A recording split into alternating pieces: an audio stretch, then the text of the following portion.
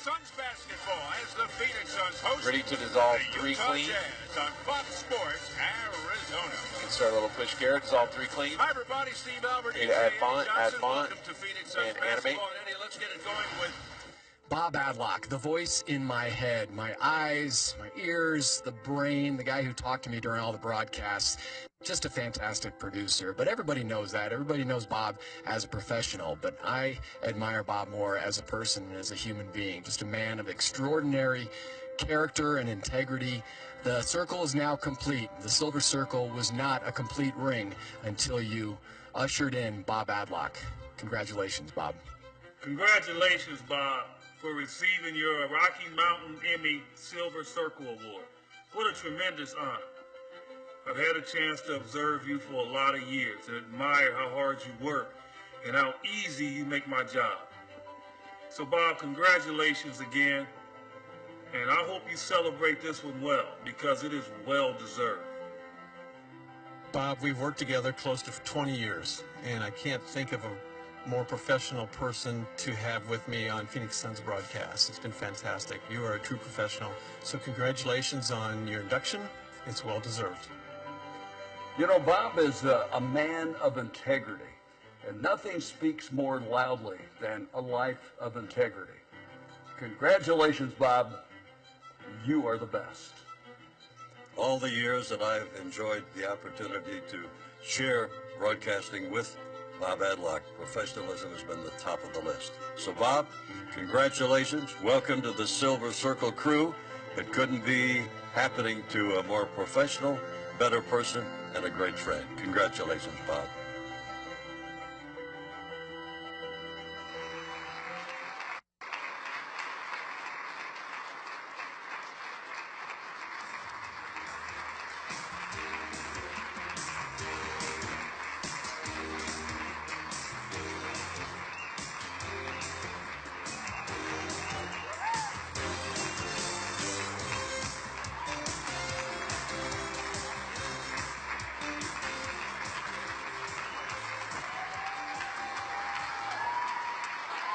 Thank you. Thank you, thank you.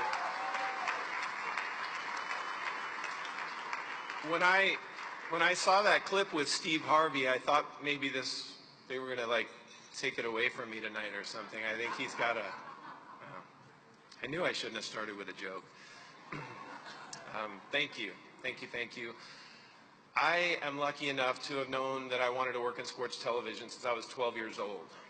We were transplants from Chicago, and I spent many a warm summer afternoon watching Cubs games on WGN. And one day in particular, the thought kind of occurred to me that somebody else was getting paid to watch this game. I had no idea what a producer or director did. I didn't even really know those jobs existed at the time, but I knew that I loved sports. So fast forward about, I don't know, 8 or 9 years, my senior year at the ASU Cronkite School, few of you in the house, I had the opportunity to work on my first Phoenix Suns broadcast, TV broadcast. It was November of 1990. It was actually my dad's birthday. And Kevin Johnson hit a floater off the glass at the buzzer to beat the Bulls. This was like the very first year that Jordan and those guys won the championship. And it was just electric. I knew it was exactly what I wanted to do. Like most people in this room, I think I've been extraordinarily fortunate with the colleagues and the mentors and the people that I've had to look up to and have really helped shape and mold my career. Way too many to mention. The people that you saw up there, I mean, I'm in awe of having Al McCoy thank me. That a 12-year-old boy that was watching Cubs games is jumping up and down inside thinking that his 47-year-old self is a colleague of Al McCoy.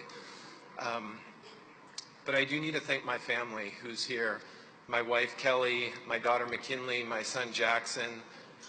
You guys put up with a lot of my crazy travel schedule, and you sacrifice a lot of my time. Games are always, when you're home watching sports, it's at night and on the weekends, when people are usually at home with their families. And I'm on the road somewhere in Toronto or Brooklyn or wherever, and I appreciate that you let me do that, and you love me for it, and you love what I do, and you love that I love what I do, and I love you to the moon and back. I mentioned my dad that's here too, and funny story about him was when I was younger and I was watching lots of sports on TV. We had quite a few conversations that went something like, you know, if you spent as much time on your schoolwork as you did watching TV, I think it worked out okay, Pops. And then finally, my mom, who passed a couple of years ago, she would love to be here. When I came to my first Rocky Mountain Emmy Awards with Rhonda and Scott Olson, who are out here somewhere, back in 1998, my mom was my date. She sat at the table. She was absolutely my very first #1 fan. And she listened to the dreams of that 12-year-old boy, and she took pen to paper and she wrote a letter to Harry Carey, who was the longtime Cubs announcer, and said, "My son wants to be in sports television. Can you help?" He didn't. But a lot of other people did. And I'd say, I guess in closing, that I think that's our challenge, is to throw that rope back over the fence. There's nobody sitting in this room that has achieved any kind of success in life, in your career, or anything you're doing just by your own hard work. I'm sure you've worked hard, we all have, but you've had a lot of people that have helped you along the way. And it's just a great reminder that we can help that next generation achieve their dreams and be as great as they can. So I'm very honored and humbled to be here. It still kind of feels like a mistake that they picked me, but I thank you very much. Have a good evening.